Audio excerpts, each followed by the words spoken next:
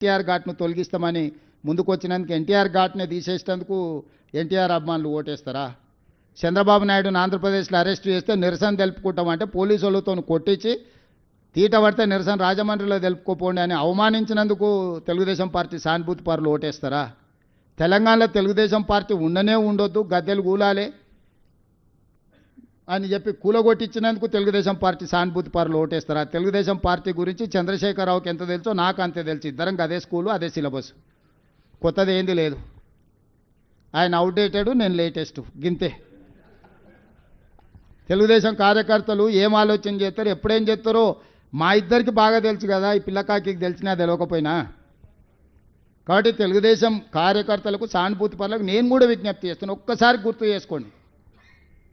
NT Ramarao గారి యొక్క ఘాట్నే ఆడ మాయం చేయాలి నెక్లెస్ రోడ్డు మీద అనుకున్నాడు.